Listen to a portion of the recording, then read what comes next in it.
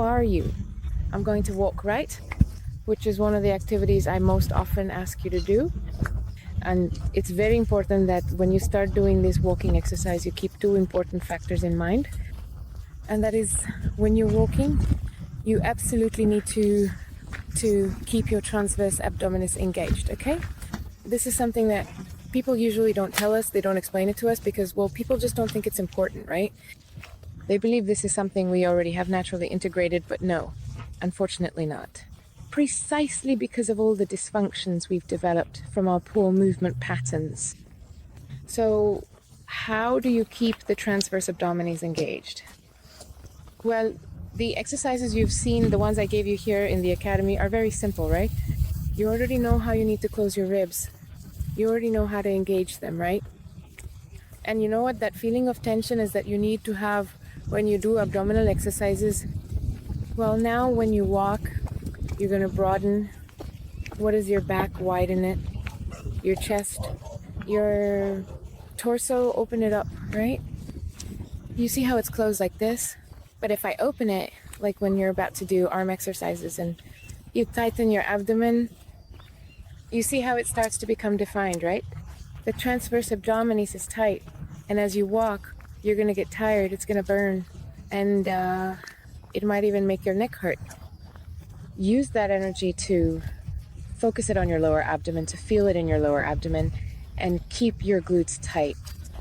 Not that there is an excess of tension, but there is a tension that you don't walk dripping, like watered by life. No, with just a little bit of tension, okay? Especially in the abdominal area. It's very important that you do this when you walk and focus on making sure your steps always at the push-off. When you walk comes from your foot, from your big toe. In other words, as you take a step, you should feel that what's propelling you forward is your big toe. And you should feel your glutes, like when you do glute exercises. This is vital, okay? For a walk to truly be transformative.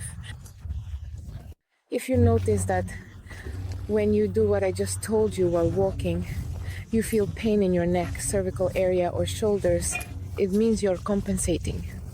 You're using other muscles to support yourself while walking. So in that case, relax. Relax those muscles and refocus on the sensation of your transverse abdominis, on tightening it, on keeping it nice and tight.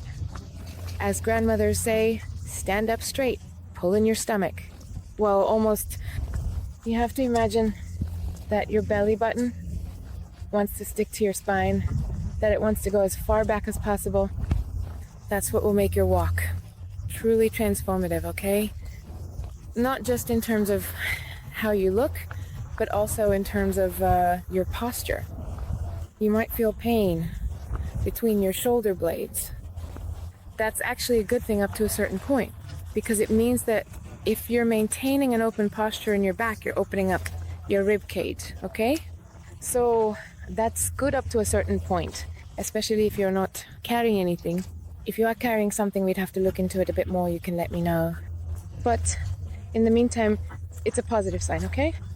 So remember, keep all your focus on your transverse abdominal area. Keep that belly button pulled in. Keep your abs as flat as possible. And keep up a good pace.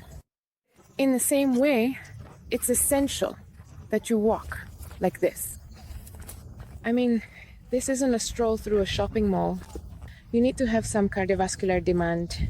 You need to push yourself. It's not running either, it's walking, where you can still hold a conversation, but you're a bit out of breath. So that's vital. Right now, I'm carrying weight, so I'm adding a little extra challenge. But in your case, since you're not carrying anything, you don't have to do it. It's just that I don't have anywhere to leave my baby.